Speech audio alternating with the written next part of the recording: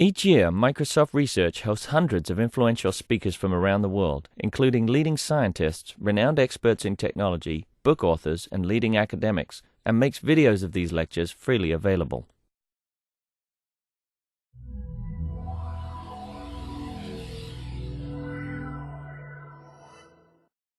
So the project, we call it log-based architectures.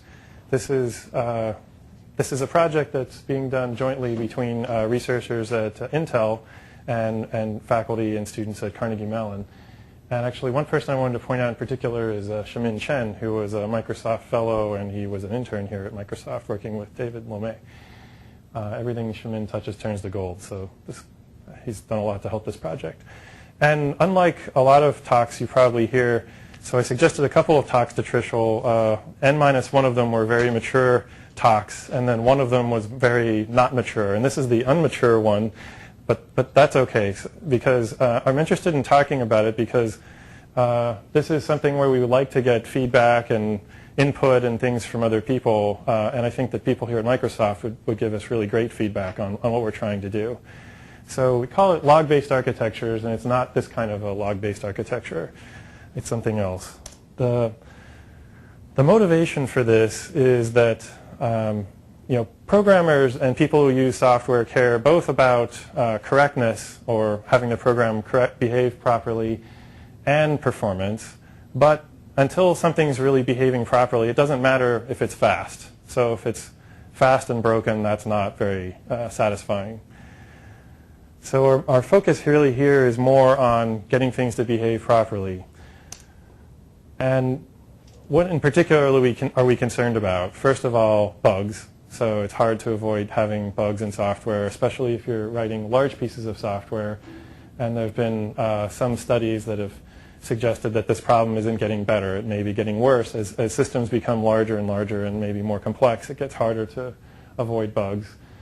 And the other problem with bugs is that they don't just sit there and wait to be exercised as they would in nature. People write design security attacks that specifically exploit these bugs and take advantage of them. And almost everything is on the network these days, so that's a real concern. And finally, there's concern that in the future, hardware might become a little bit less reliable. We may have to worry more about transient hardware faults. So these are some reasons why we worry about things misbehaving. Now, as you've probably heard, Intel, AMD, and the processor companies are now shifting over toward multi-core or chip multiprocessing. The idea is today they're shipping 2 processors on a chip, and soon it'll be 4, 8, 16, 128, and so on. And how will this change the picture? Well, first there's some bad news, which is if you thought it was hard to get a single-threaded program behaving correctly, it's going to be even more challenging to get a multi-threaded or parallel program behaving correctly.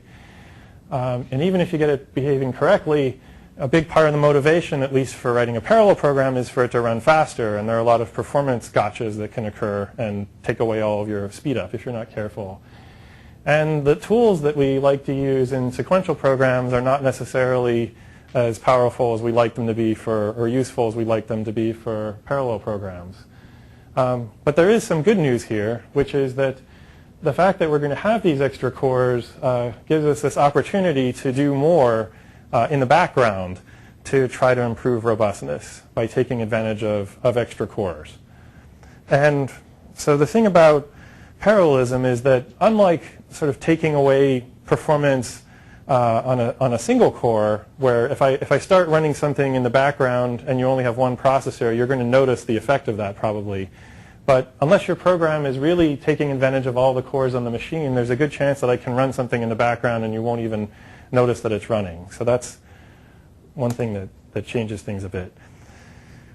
So what can we do to make things more robust and to make them behave more correctly? So there are tools that they're both static offline tools and online tools. So the offline tools are like compilers. They take your code, they look for problems, and these have some nice benefits. For example, they can prove things. They can say, it's guaranteed that this property will always be true. But they also have some limitations. They have the standard compiler limitations of not knowing what really happens at runtime and having to be conservative about that, and sometimes generating too many false positives. There are also tools that run dynamically, and so you people know all about these things here at Microsoft. But some common ones that are used are things like Valgrind or Pin and so on. And these things run in the background as your program is executing and look for problems. And in good cases, they can even hopefully fix some of these problems. The nice thing about this is that it doesn't suffer from the limitations of static and some of the limitations of static analysis, of not understanding what happens dynamically. You can see exactly what the program is doing. The only major downside, however, or one of the major downsides, is that they're slow. So the people who wrote Valgrind, for example, were very proud in a paper that they published several years ago that their tool was only slowing things down by a factor of 25. And in fact, that is pretty good compared to a lot of other tools, but 25 is so bad that means that you only run this when you're doing debugging or something special. So just to put a little more detail behind this, this is examples of two tools. This is one that's doing memory checking, and this is one that's doing security checking implemented inside Valgrind. And these are some benchmarks that I'll say more about later. And what you can see is that AddrCheck is a lighter weight tool. Taint check is a somewhat more sophisticated tool. And they're slowing things down by a factor of, say, 15 to 35 for AddrCheck. And here it's 40 to 65 for taint check. So what we like to do is, so the problem with this is that, we call these dynamic tools lifeguards. That's our own term that we just decided to call them. So using the lifeguard analogy is the lifeguard is watching over the kids that are swimming in the pool, looking for problems and jumping in and saving them if something goes wrong. And the reality is that software is swimming without a lifeguard. And it would be nice if we could actually have lifeguards normally. That would make the world safer. So our goal is to have lifeguards, not just one of them, but to have multiple of them all the time. And to have them running in a way that it doesn't slow down your main program. You don't even notice that they're there, so you're happy to have them running. So that's the goal. How can we do that?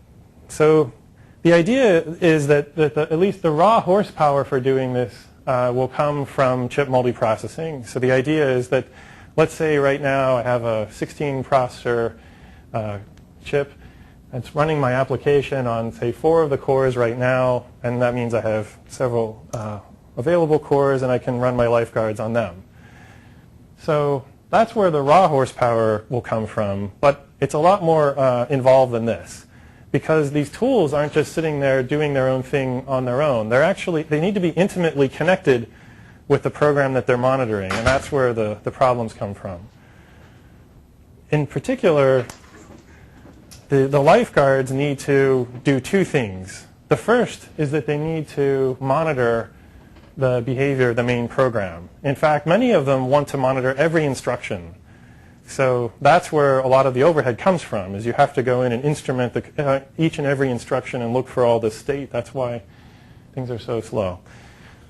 And the second thing that you'd like to have is to not only observe a problem, but to fix a problem. And to do that, you have to have a way of rewinding things, patching things up, and rolling forward again. And the reason for the name of this project is we got excited about the idea that possibly a single new hardware-supported mechanism could provide both of these things, observation and rollback, and that would be a log. So logging is a very old idea in computer science. It's been used in databases and file systems in lots of different contexts. And the idea here is to actually have the hardware be able to capture a log as the program is executing and export that log to a lifeguard. So here's a little cute picture of how this would work. So your program is running here on one processor. The lifeguard specifies what it cares about. It says, okay, I want to look at every instruction. I need to look at the data addresses and the registers. The hardware then captures that log and publishes it in a way such that this lifeguard can run over here and consume that information. And the hope is that if we do this the right way, once you once you can publish your log, you can actually attach multiple lifeguards to this log without any significant slowdown in the main program. So we're just effectively multicasting the log out to lots of different lifeguards. So that's the goal. So that's the first part, that's how logging can provide runtime observability. The second thing we want from a log is to be able to rewind.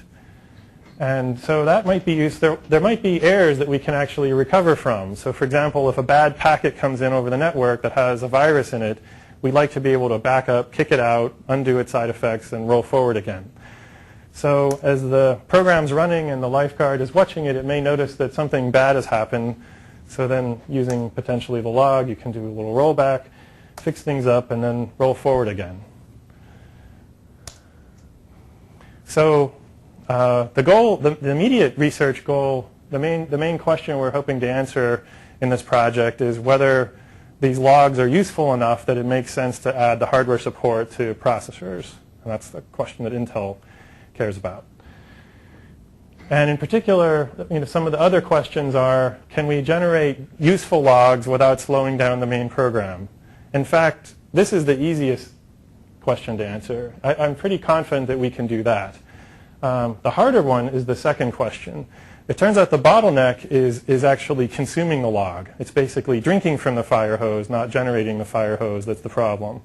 So this is where a lot of our work is focused on. And then the thing that we're excited about is we don't simply want to take today's tools and make them run fast enough that you can run them all the time, even though that's a great goal. We'd like to go beyond that and actually do new things with this capability. So what sort of dynamic monitoring would this enable that isn't even thinkable right now? Hopefully there'll be. For transaction abort? You can use it for that too, in fact. In fact, we started off the whole project thinking about transactions and realized that transactions are just one of the reasons why you want to back up. And so this would definitely support transactions too, we think. So we're talking a lot with the transaction people at Intel also. So here's what I'll be talking about. And again, this work is at a somewhat early stage here. We're just getting our first graduate students online on the project here. But I'm going to talk a bit more about lifeguards and the ones that we're going to use in this initial study. Then I'll show you some of our early results where we're looking at the potential benefit of having this log. And then I'll talk more about how we'll implement the log and why this isn't a crazy thing to do. And then I'll give you a sketch of where we're going with this next. So talking about lifeguards, we found that as we sat down and made up our list of lifeguards, which is on my next slide, they're generally doing some combination of three things. They're detecting things, analyzing problems, and recovering. So a little picture here, what we're showing is when something goes wrong, you're executing along in time, time's going from left to right, and something bad happens. But usually you don't notice that right away. You keep on executing until something really bad happens, like your program crashes. So then you're in deep trouble. So the first thing is just detecting that there's a problem. And ideally, we want to detect, so you can think of this as checking an assertion or making sure that some invariant holds. Ideally, we'd like to be able to detect that as early as possible. We don't want to detect it when something terribly bad has happened. Why not? You can roll back. What difference does it make? Costs more time. It's just more efficient. Actually, if you can roll back, it doesn't really matter. So, well, first step would be to detect it. I thought maybe you would say there might be some limits on how far you can roll back. That is true. So that's part of the reason why we'd like to do it earlier rather than later. So the next thing you'd like to do is, if you want to simply, you want to be able to fix the problem, and the next step is to diagnose what really went wrong. At this point, we've noticed that something catastrophic has happened, but we want to find the root cause of the problem. Maybe this is the arrival of a bad packet or something. What we have to do now is sort of look through the past and figure out, aha, that's actually the thing that went wrong. And then if we're able to, we'd like to then back up, fix things, and then roll forward again if we can. So these are three different things that we would want to do with this support. In this initial study I'll talk about later, we're really just focused on the detection part. So these are examples of things that you might do with this kind of support. On the left we have different correctness checks, so you could check for bad memory behavior or security problems or data races and parallel programs and so on. There are also performance things that you can do, like transactions, which for some reason isn't on my list, thread level speculation. You can even do things possibly like unsafe code optimizations, where if you know that there's this monitoring and rewind capability in the background, you could actually move, do things that are normally okay, but are not always okay if there's this. It's another form of speculation where this lifeguard can then notice the bad case and rewind for you. That may or may not be a good idea. But there are a lot of things you could potentially do. What we're focused on, so our goal initially was to find three very different lifeguards and use them to do some initial investigation. And we're focusing on three things. The first one is a memory checker, and this is part of Valgrind. So this is checking for accesses to uninitialized or unallocated memory and other bad memory things. The next one is taint check. It's looking for the side effects of incoming network packets to see if they could do things like modify the addresses of indirect jumps or those types of things. So it's looking for situations where worms might be infecting your system. And then the third one is LockSet. This is looking for data races in a specific style of programming. It's monitoring the set of locks that you hold whenever you access data to make sure that they're used consistently. And these vary in terms of their complexity. So AddrCheck is the simplest of these things. It only really needs, they all have, even though they're looking for different things, at a high level, they have similar patterns, which is there are particular events that are very interesting. So for example, in AddrCheck, anything related to allocating or initializing memory is very interesting, like malloc or free. And it does a lot of work when those events occur, but those events are relatively infrequent. For LockSet, it's acquiring and releasing locks. For taint check, it's system calls. Then the other thing that it's doing is it's propagating a lot of information. So it creates shadow state for all of your main program state. For AddrCheck, it tracks an extra bit for every byte in memory. Taint check has 2 bits for every byte. And LockSet actually has a full 32 bits for every 4-byte word in memory. Yes? Doesn't sound like it's going to scale very well. You got a terabyte of memory in your system. How could you possibly accomplish this? Let's see. Well, I'm not sure that I understand the question, because your application has a certain footprint, and so we're going to these tools actually require data as well, but the data that they require is a small fraction of, like an eighth, or well, in this case, it's pretty significant. But you can do other tricks too. You don't have to necessarily statically allocate all the data up front. You could do it dynamically and so. Right now, you're keeping track of unallocated memory on a vast scale. And so you can't keep it on chip for one thing. So now you're starting to go off chip every time or a large amount of time when you do a memory access to see is it in fact unallocated, or you're going to have to pull those bits along every time you do a memory access. Is that the way you're going to do it? Well, I'll show you in the results. Actually, the memory side of this is actually not bad at all, in that it has the same locality. Basically, this extra state generally has a very similar locality as the main program. So for the same reason that the main program has acceptable cache performance, we have acceptable cache performance here. And we're running on a different core, so it actually has its own cache. And in fact, it does, because it has a smaller footprint, it actually runs faster than, has a better CPI than the main program. So anyway, there's not a free lunch here. These tools actually consume resources. They are going to take up memory, and they're going to consume cycles. But assuming that you have some available memory in your system, you'll see later that it's not so bad. Well, And I want to remind people that right now it's terrible. I mean, right now we're running like 30 times, 50 times slower to run one of these things. So yes, they are intrusive right now. So, okay, so we'll be using those 3 lifeguards, and I have a lot more detail on how they really work if you want to hear about that. Not in my slides, unfortunately. So we're going to take those 3 lifeguards and evaluate them. And this is just a very initial study. This is not a kind of ISCA quality, fully gory, detailed architectural study here. What we're using is Symix running Linux on top of that. And we're using a fairly simple machine model, which is it's a scalar core. So every instruction takes 1 cycle, except for memory accesses. So we do model 2 levels of cache hierarchy with 16K and half meg caches that are 2-way set associative and so on. And what we're comparing is, what we have today is your program is running with the lifeguard functionality wrapped into it. So Valgrind takes your program, it does binary rewriting, inserts all the instrumentation, and all that runs on a single processor, and we're using Symix to model that. So that's what we have today.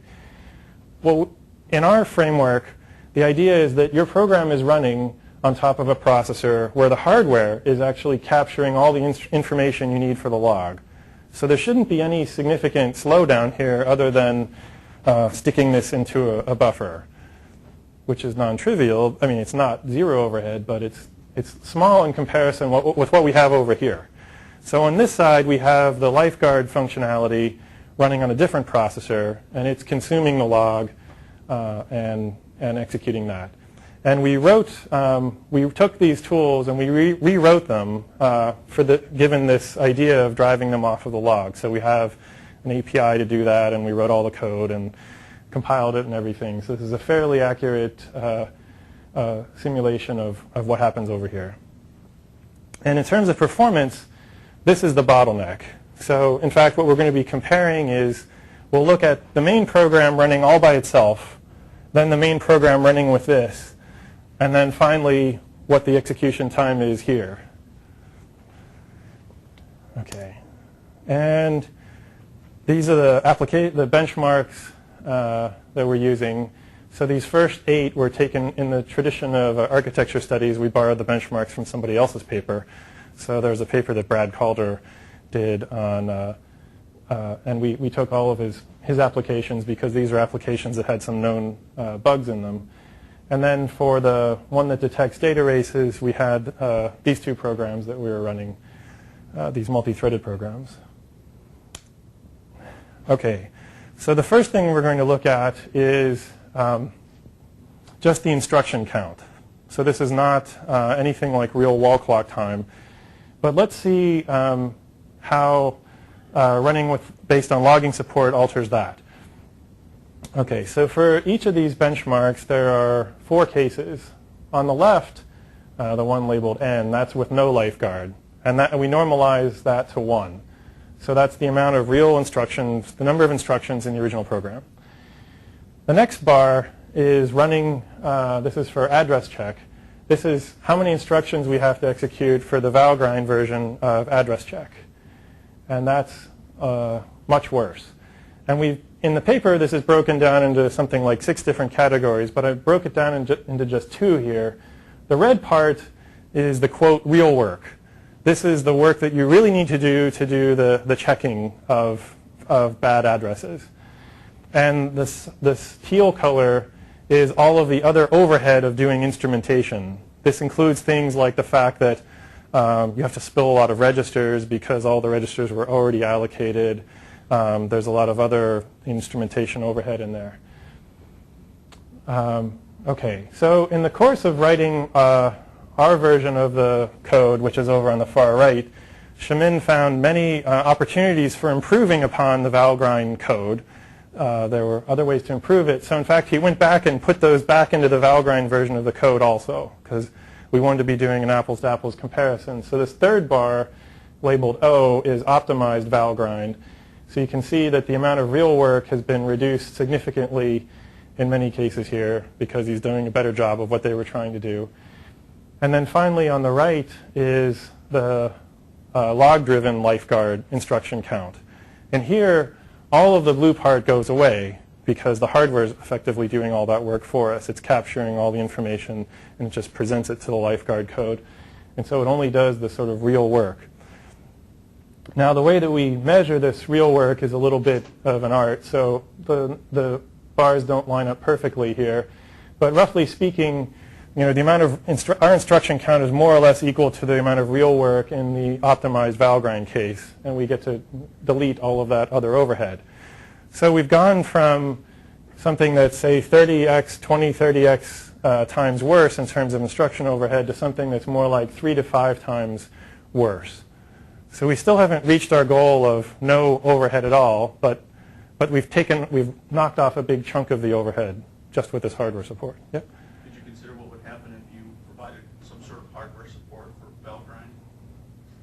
That is, you're giving yourself a boost from hardware on the log stuff, but not necessarily giving yourself a boost from the Valgrind perspective. I'm just curious if you envision what that might help. How much would it reduce the teal if Valgrind had some support in the hardware?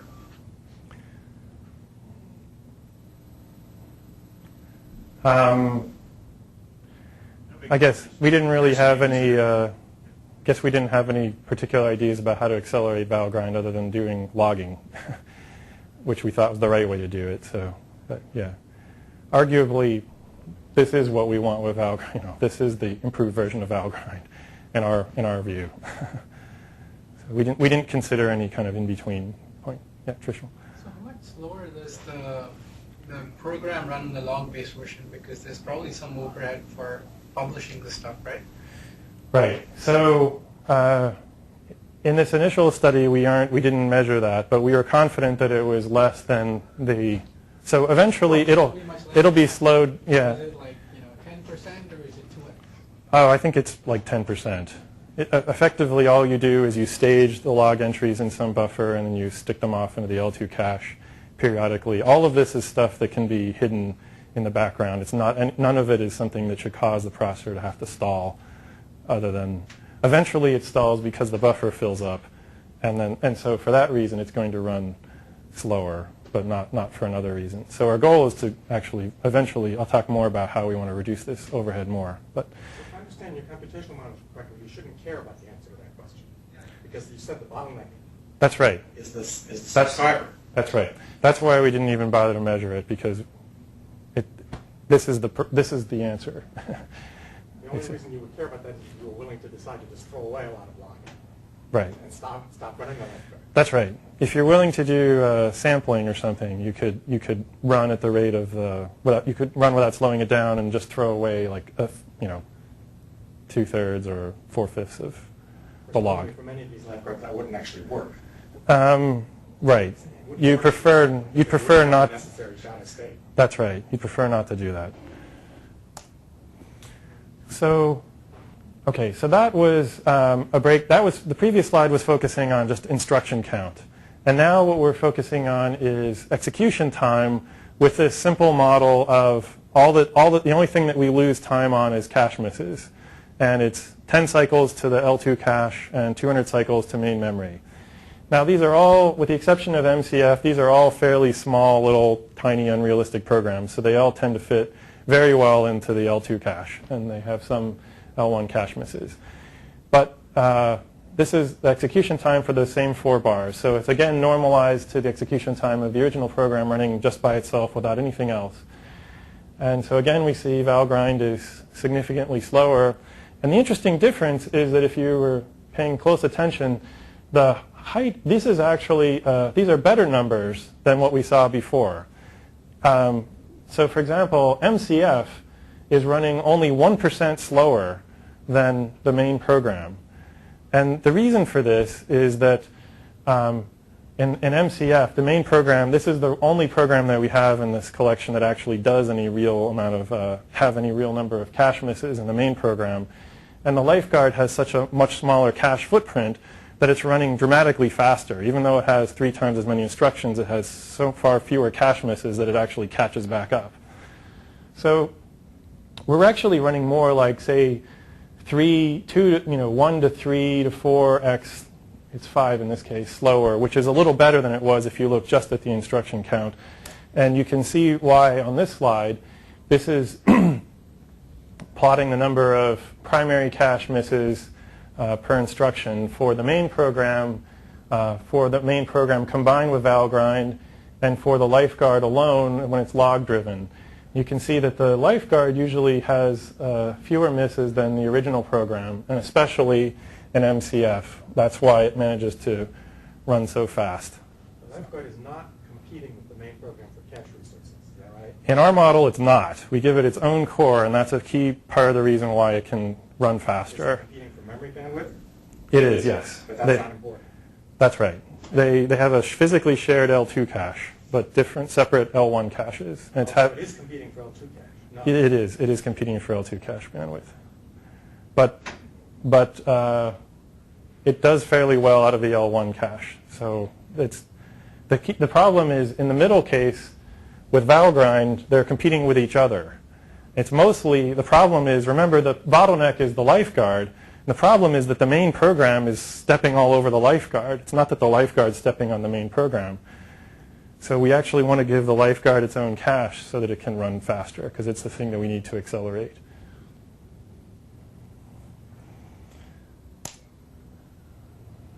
So that was the first of the 3 Lifeguards. The second one is taint check. And taint check is a more sophisticated Lifeguard.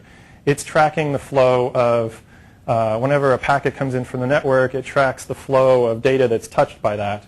So AddrCheck only had to really do work on memory references. For every load and store, it had to check to see if that was okay.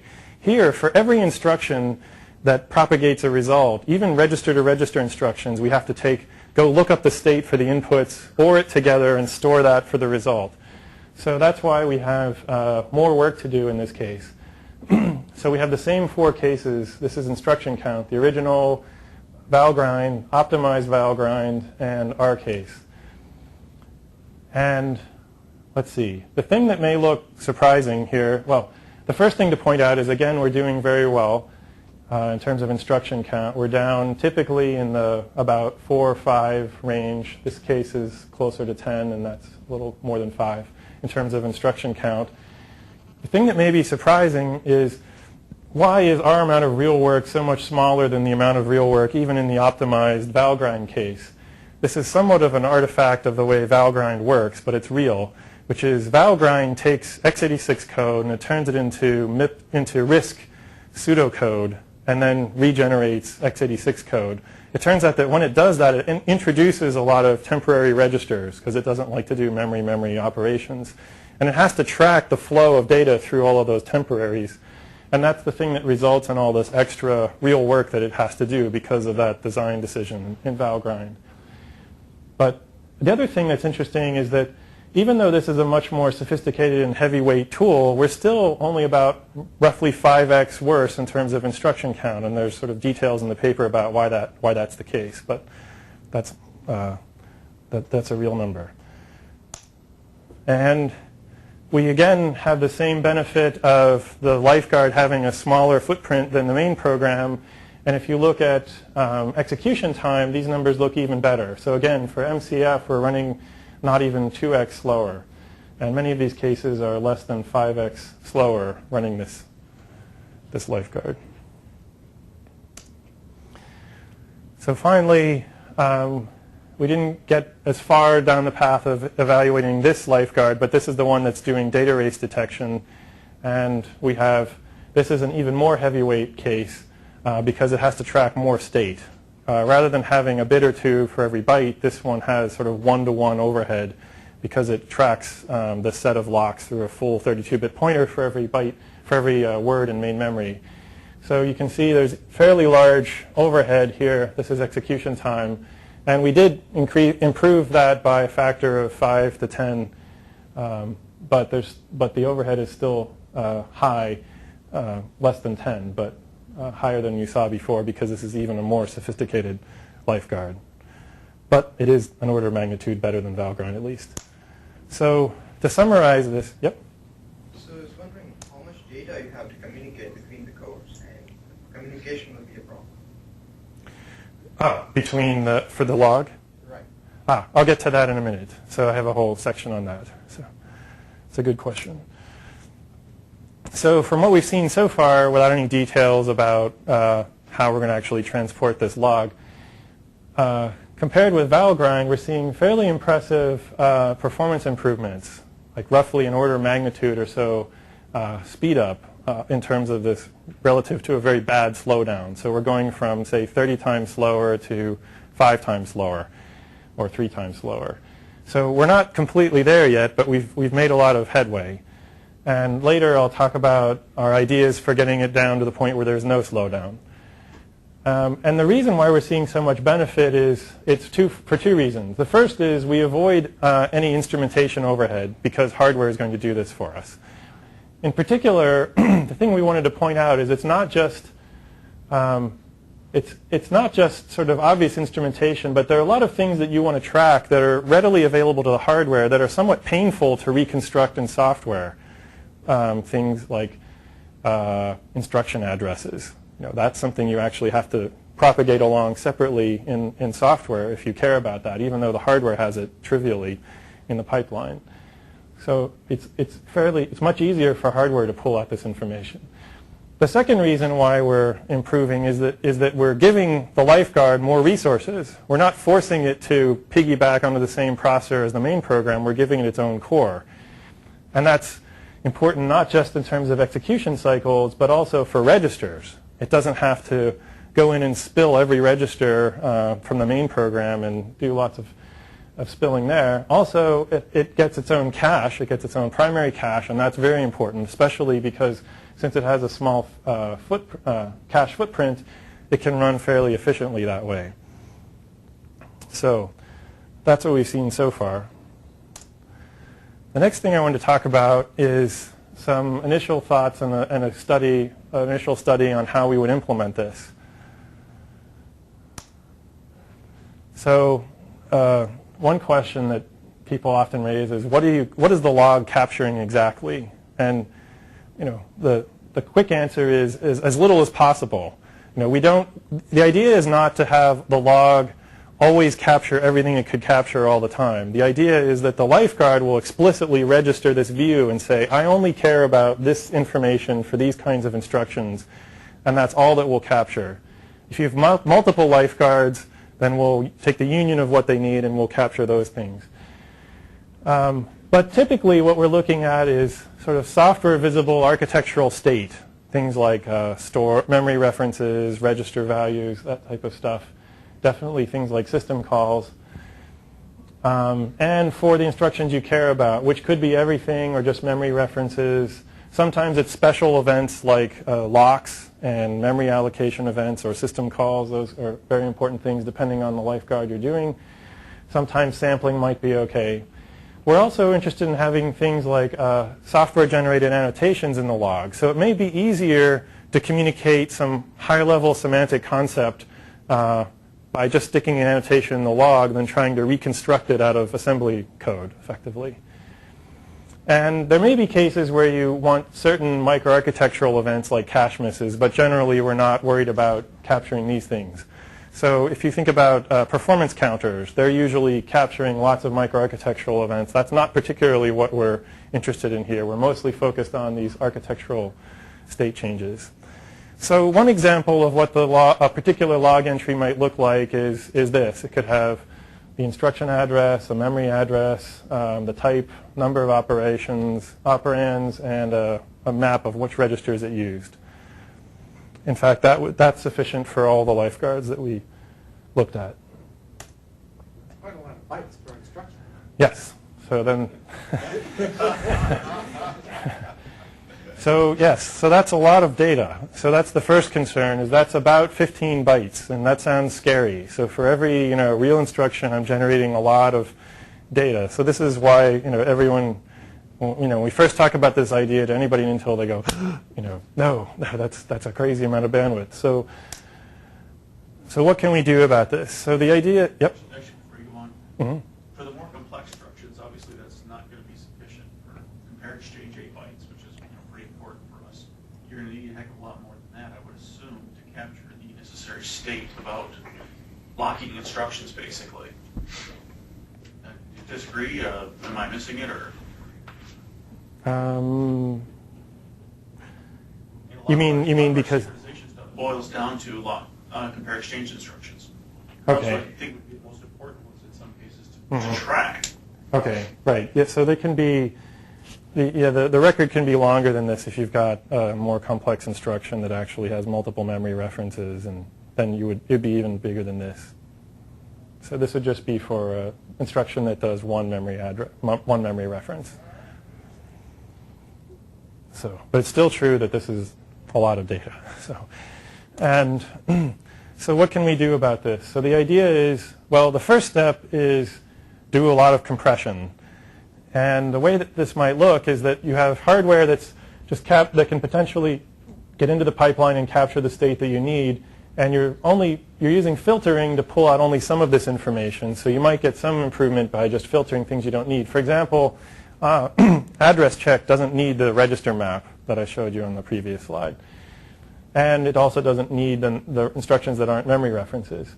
But after you do filtering, you then want to do some compression before you actually ship the log or store it, and then decompress on the other side. And the way that we decided to do this compression is there's actually been a lot of recent work on using value prediction techniques to compress instruction traces, mostly in software.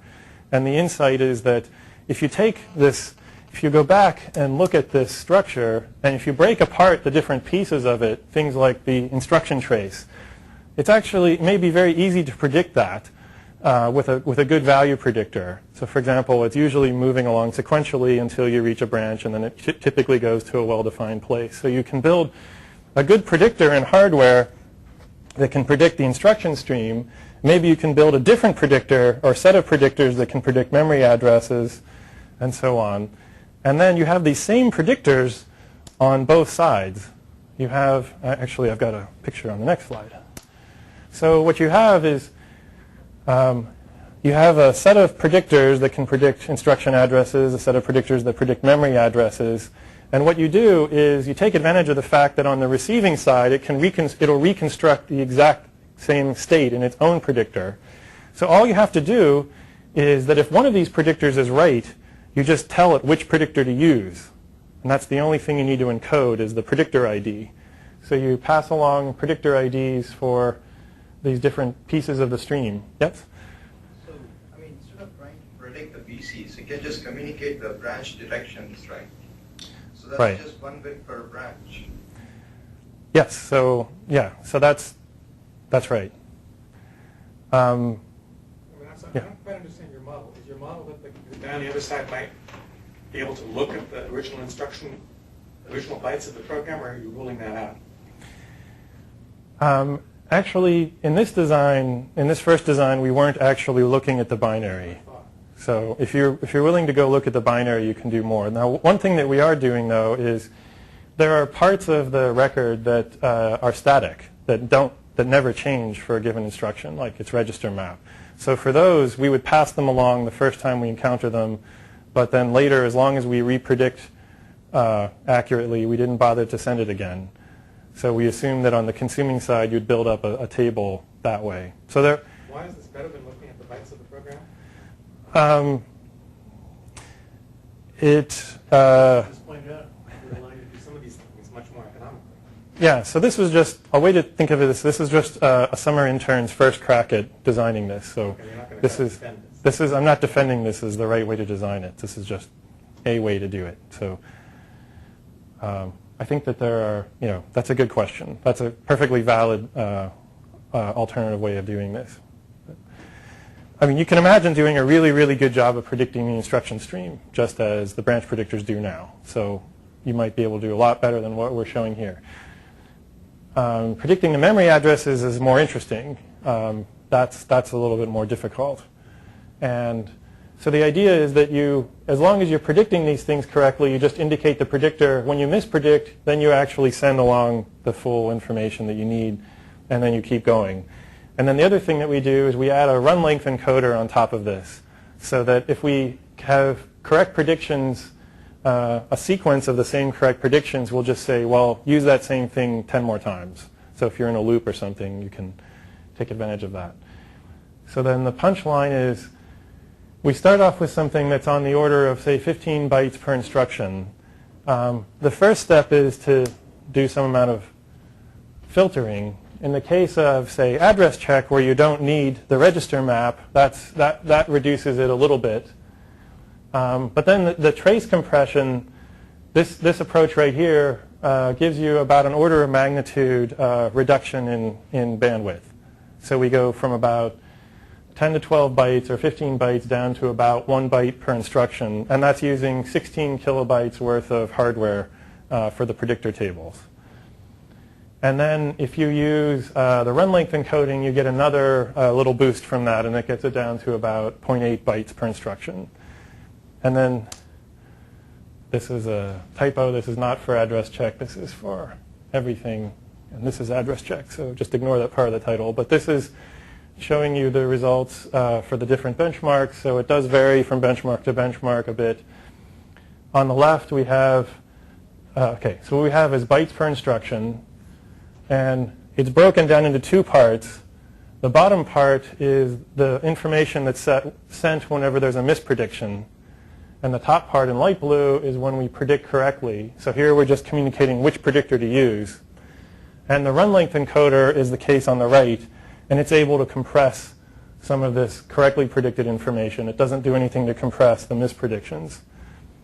So on average, we're down at around 0.8 bytes per instruction if we add run length encoding. So the point is that number, if you're about at roughly a byte per instruction, that's comparable to the amount of L1 to L2 traffic that we expect for, say, the instruction stream and the data stream. So this would be, a third stream of comparable magnitude. The good news about this is that if you're using this just the way we are to have a Lifeguard monitor something in real time that's running on the same chip, that bandwidth never goes off the chip. So this is entirely on-chip bandwidth. So it seems reasonable to have an on-chip interconnect that can handle, say, 50% more traffic. We're a little more concerned about having to go off-chip, where the pin bandwidth is a little more precious. So even though 15 bytes sounded scary, 1 byte doesn't sound so scary. This also means that in terms of buffering this, if we're going to buffer this in the cache, if we're willing to devote, say, a megabyte to this buffer, that means we get 1 million instructions. That's a very big window. We don't necessarily even need anything that big to do what we're doing. So we can even get away with a fairly small chunk of the cache for this and still do what we were doing there. Now that's if we're just doing runtime monitoring, if we're just doing this basically detection. But if we want to do analysis or recovery and we need to move further back, in that case we'd like to have a long history.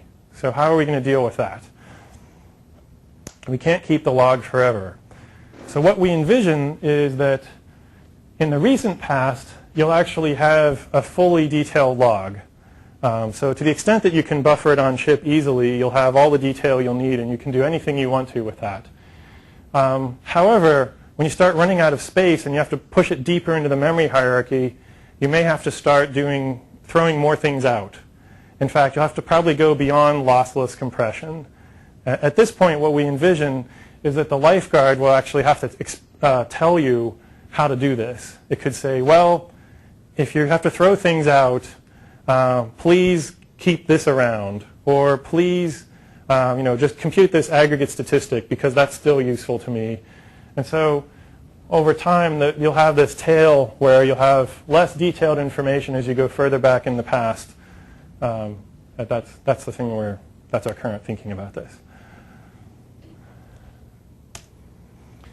So one of the reasons why I'm excited about this from an architecture perspective is that in other contexts, when people have added logging, it's easy to start off by thinking of the log as just simply being this extraneous thing that's on the side.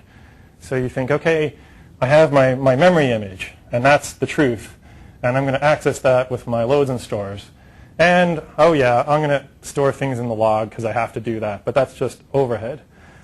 But another view of the world is, actually, if I'm going to bother to generate the log, maybe I could make more use of the log. Maybe I could go primarily to the log to do loads and stores, and only go to main memory if I don't find something in the log. And this has some advantages. So for example, if you are doing rollback, you can simply keep a pointer to where you are within this log and roll forward and backward by just moving this pointer, because it's much more painful to do rollback and roll forward and backward in a monolithic memory image. Wait a minute. How are fetches supposed to work? You mean how do you look This is up? not a write buffer. This is a log. Right. So the trick would be to build hardware that would work like a really big write buffer in some sense, where like with a write buffer, you have to go look in the buffer first to see if it's there before you go look here. So we have some ideas about how to do that. So this is How still. would this be different from a write buffer? It's just a lot bigger. The difference is that a write buffer, you tend to do a fully associative lookup on it based on the address. And in some sense, that's the same idea here, but you want it to be... How is it going to work? What's that? Or, If you don't, I mean, you can't afford misses here, right? yes, you have to find it here. If you have this model and you do a load, you have to find the most recent store in this buffer.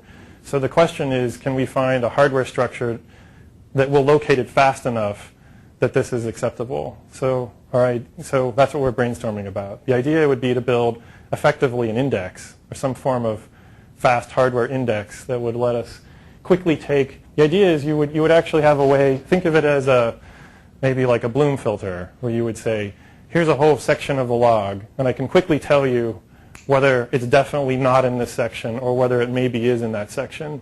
And if it maybe is, then I kind of iterate down a little bit. That's, I'm not getting my question across. okay. If this is a good idea, why aren't people that are building write buffers already doing it? People. I mean, this is harder than a store buffer. So if this could work, then you could apply all those techniques to a write buffer. And if it's a good thing, then why? You understand? It may the reason why. Okay. Well, in some sense, people are doing this today in that if this was, say, 16 entries big, then yeah, that's a write buffer, and they're doing that exactly today. It's just that write buffers are small enough that you can. You're telling me that you're going to find techniques for making big write buffers. Yes. They might be slower. And then it's going to slow down the processor. Well, the That's trick is. unacceptable. Yeah. So the trick is to find a way to not slow down the processor. What you're saying is you're going to design better write buffers than the people who currently are designing write buffers know how to do. That's your proposition. They don't. Right now, there isn't a goal. It's not. There's no advantage to making the write buffer larger. Why not? Because. Or to put it another way, why is there an advantage for you to making it bigger? Because we want to use it for rewind. I mean, for rewind and for. Oh, I see. Because you can just move the pointer. Right. You want the access that's in parallel with the cache, or That's my next it'll slide. be on your critical path? That's the next slide. So Actually, the next question you is. just Yeah. said Mhm. there isn't an advantage to having a deeper write buffer on existing chips. Okay, I sort of lied a little bit there. Yeah, there is. You can tolerate. Yes, but this is all like. Yeah, this is early research thinking here, basically. Don't In have real any. life, doesn't the existence of memory barriers limit the size that's useful? Yes, because if barriers occur frequently, then you have to flush the buffer when you reach it, so there's no point in making it very big. And how often do they occur? I don't know of any rule of thumb number. I think that could be very variable. I think inexperienced programmers tend to sprinkle them in everywhere, so you end up with. There must be a lot of data about that somebody's collected. Right. We're imagining, this would be a little bit, different from that probably. In that, what we're imagining is that unlike, say, you could also look at this and say, isn't this just a reorder buffer? Because a reorder buffer is also this buffer of instructions that's optimized for rewinding, and it's really just time scale that's different. They know how to build hardware structures that make sense on a certain size, but we're thinking about something that's much bigger. So we're imagining that it's actually a different solution, because this isn't for things like branch mispredicts. This is for an error where you have to back up 500,000 instructions possibly. So, yes. So was going to bring this up at the end, but this really slams the door on the possibility of having threads on separate chips. Because you cannot access into his log and my log at the same time to figure out if he's just written to that piece of memory in his log, and he's a million deep. So this has to be on chip then. I mean, you can't have any other activity to those memory accesses. Literally, you have to be completely isolated. Your memory has to be completely isolated from the other chip that's doing this and the other chip that's doing this. Or am I missing something? Yeah, it's obviously a restriction you could make. I just want to make sure that I understand that that is a restriction that you're making. I think this is another form of the question that I just asked about memory barriers. Yeah, but deeper. This doesn't have to be memory barriers. This should just be memory. Well, okay. Memory barriers, you're not entitled to assume that you can see the other guy's memory. Okay. Well, I guess a million deep. Usually we can get by with usually something memory barriers are a lot more deep. frequent than that, Yeah. right? actually, there's a different answer to the memory barrier thing, but I'll have to probably take it offline if that's okay. Sure. I have to think about it for a minute too. Take over your talk. Regarding whether this is on a single chip, yes, to first order, it's hard to imagine doing this if it's across multiple chips. If it's true that in a handful of years we're going to have dozens or hundreds of processors on a chip, then maybe it's still interesting even if it's all on one chip. How many logs, even if there are several logs on one chip, are you going to query them all for every memory reference? From every processor? Yes, so this is not even a half-baked idea here. So let me move on and say this is something we're brainstorming about. These are good. Don't take this wrong, okay? I mean, we're just poking holes because that's what we do. Yeah, that's great. So great stuff. The other question that arises is that previous picture was not really talking about caches. I just said memory, and this was all one big chunk of memory. But we have cache hierarchies too. And how does the log and the cache hierarchy fit together? Are they completely separate? Because if they're completely separate, that's unfortunate because now we have completely separate storage, and then we have to make some tough trade-offs. Do we cache the log? Do we think that the log is something that's in a virtual address and the cache simply caches it like any other memory access? That might be a very bad idea or an okay idea. Do we somehow combine the log and the cache into some new kind of fast memory structure that can be accessed quickly both by address and by temporal ordering? That's something else that we're thinking about. Anyway, those are all sort of hardware details for, say, Intel to work out, and maybe it's fun to talk about.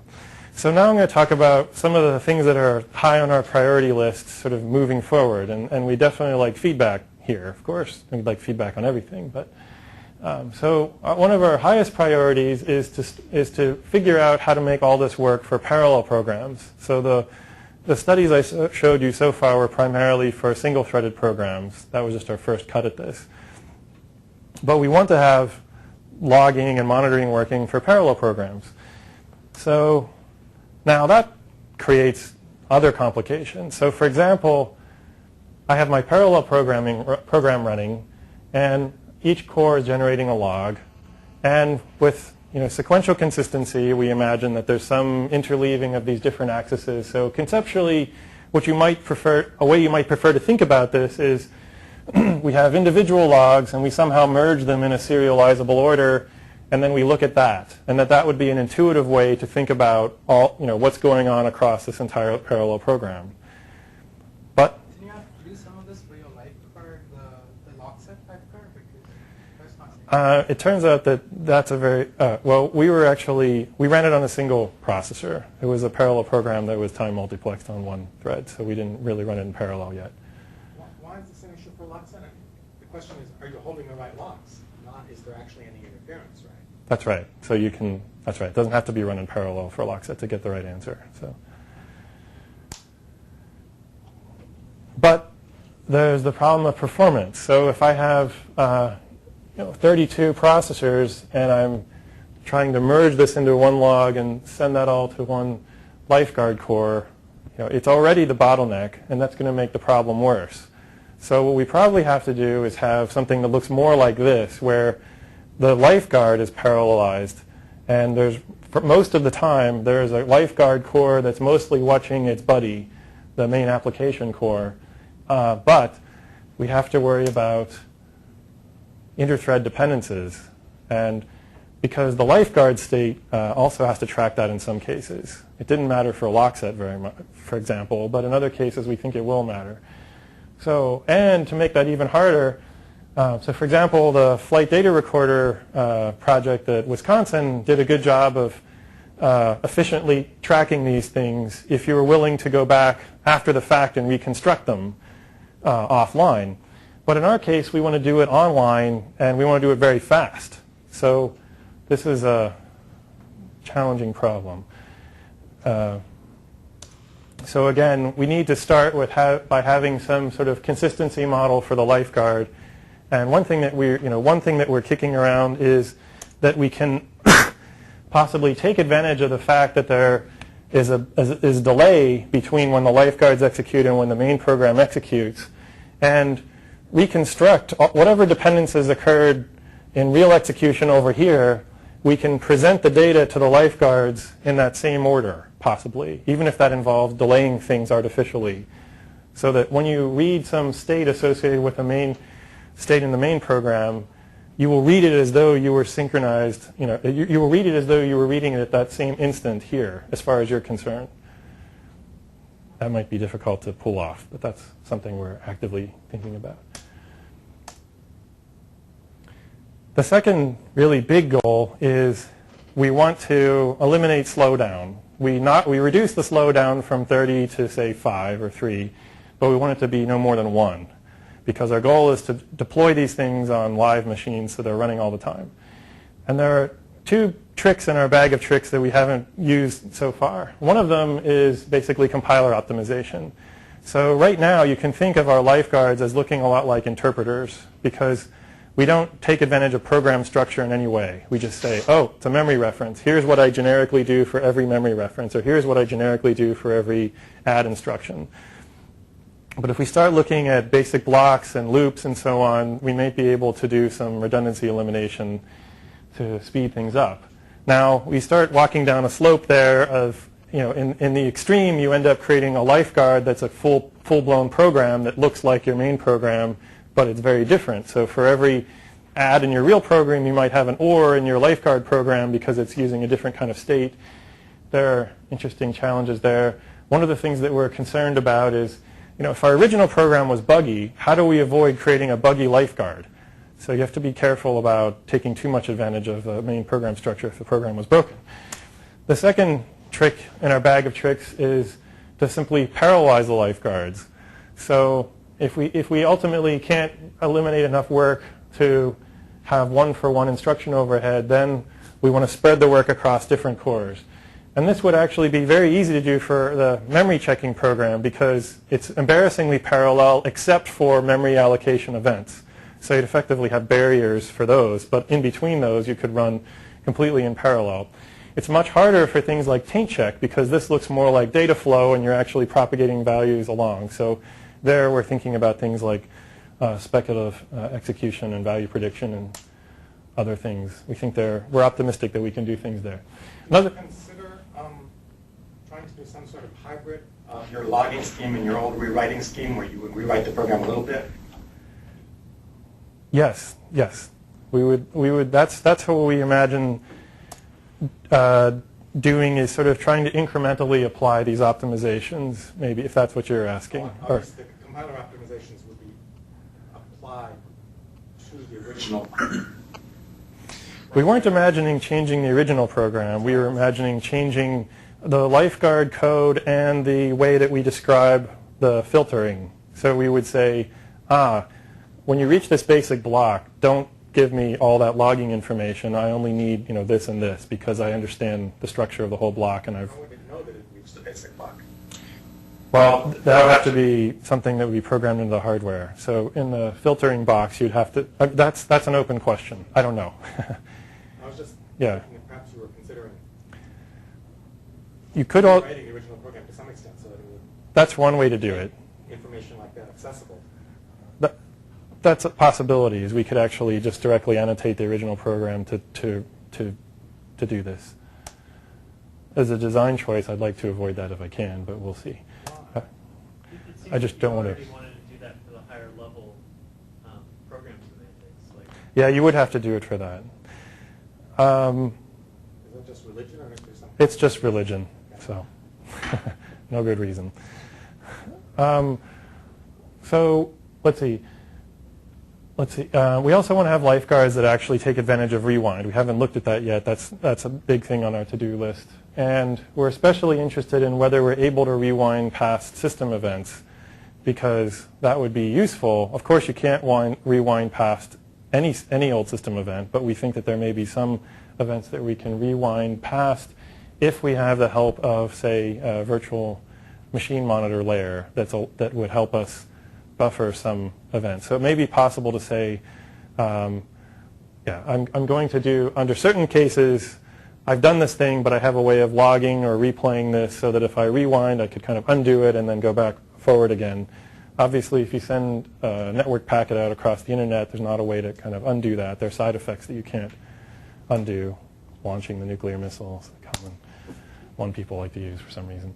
How does rewinding going to work in the presence of concurrency? Let's see. We've spent a lot of time brainstorming about that, so I don't have a short answer. But we're thinking about the idea of containers that describe the effects that a particular thread has had on other threads within the program, and then the effects of a process on other processes and so on, so that when you rewind to a particular point, you would have a way of figuring out to what extent this has had side effects on other things. And you have to go back and rewind those things or make a decision about whether you were going to do that or not. There's extensive and so far, as far as I know, completely unsuccessful literature on this subject. Okay, that's good to know. Okay. Well, okay. Oh, good. I'd like to. Dave can tell you all. Okay, great. Yes? Just sort of follow that. You assume that stuff is going to fall off your million, right? So there's going to be stuff you can't track, which means in order to track what was there before, you've got to do a read modify right and actually store the read data in your log so that you can rewind. Otherwise, there's going to be no way to rewind. So now your 15 bytes just jumped as well by another 8 bytes to hold the actual previous data was there. Unless you index it and determine, well, I've already modified that in this particular pipe, do those kinds of optimizations, understand. But it still is going to expand your pipe significantly to have that old data. We haven't really waded deeply into the support for rewinding yet, and we're imagining that this actually involves some type of checkpointing, and that having just an undo log isn't necessarily what you want to do to wind back very far, but that you might jump back to checkpoint and roll forward or do other types of things. And in fact, even for hardware transaction support, people have proposals for doing this with hardware acceleration, but we want to take advantage of all those things. Okay, now there's also, so I've been talking about the hardware, but actually a lot of the interesting stuff actually happens in the operating system too. So the operating system, the hardware just captures the raw data, but then it's put into the address space, and then the kernel does a lot to manage it and make sure that the right processes are looking at it and so on. So we've been putting the support into this into Linux to just make it aware of the fact that we have lifeguards and that they're connected to programs and to schedule them together and so on. A big thing that we haven't focused on much is protection and security. So a bad thing would be if a bad guy got hold of your log or compromised one of your lifeguards, because now it can look at lots of things. One thing we're interested in, this may be a good idea or a bad idea, but what if we could use the logging to help, the operating system itself is something that can be hard to debug, so maybe if we can use that to understand what it's doing, that would be good, but that also creates a lot of protection, security problems, challenges, I guess. Another thing that we're doing is one of the people involved in the project has a formal verification background, and we're thinking about how we can combine sort of static formal verification techniques with runtime information so that you would be doing some of each in order to verify the behavior of software. We think there's actually a lot that we can potentially do there. And then ultimately we're interested in not just, as I said earlier, not just porting existing tools, but creating new things that aren't really practical today with this capability. And another thing that we're interested in is what if the application writer, not just the Lifeguard writer, but the application writer knew that there was this support? Would they do anything differently? So would you go, yeah, you could, unsafe code optimization is just one example. So to wrap things up, we think that this hardware-supported logging mechanism may be the thing that may be this key thing that we need in order to run these tools in real time, all the time on chip multiprocessors, and that would be a good thing. We've seen our initial cut at this is reducing the slowdown significantly. The instruction overhead has gone down to something like a factor of 5x, and when we take into account the better cache footprint of these things, it's down to, say, 2 or 3x in many cases, slowdown. And our goal is to get it down to no more than 1x. And then the compression study we've done so far suggests that the storage and bandwidth related to the, associated with this is only about a byte or so per instruction, which seems feasible on chip. And so, you know, the ultimate goal is to make software more robust and make it easier to write parallel software. So that's all I got. Thanks. The obligatory marketing thing there. Context switches are a log killer, correct? Well, we imagine the log being managed, well, in terms of the log that's stored in memory, we imagine that the log, like other resources that you manage on a context switch, you would have some, you know, the kernel would just say, okay, they've got different process IDs or whatever associated with them, and I simply point to a different space in the address space and start filling a different log. I don't necessarily have to throw the log away. So I can preserve the log across a context switch if I do it in memory. The thing that's actually hard for context switching in what I talked about today was the predictor tables for compression. We've been struggling with how to make those things work across context switches. So you're assuming that every thread is kind of ties to a core then? It becomes yes. life on another core, then obviously. Okay, so that's an assumption then. Yeah, the only thing that we know of that doesn't really work very well was the part about the way we were doing compression. The consuming thread you'd have to preserve the hardware tables across a context switch, and that's not fun. So we're thinking about how to get around that problem. But that's the major glitch that we have. There's some important apps that you would want to run this on, very important apps, Mm-hmm. that really run through very short periods of time before a context switch. And again, with parallel programming, especially with the early efforts by some of the people that Mm-hmm. only know how to write single-threaded code, there's going to be a hell of a lot of context switching as they get their synchronization. Mm-hmm. You know, moving from poor to decent. Right. It's still going to be a lot. Mm-hmm.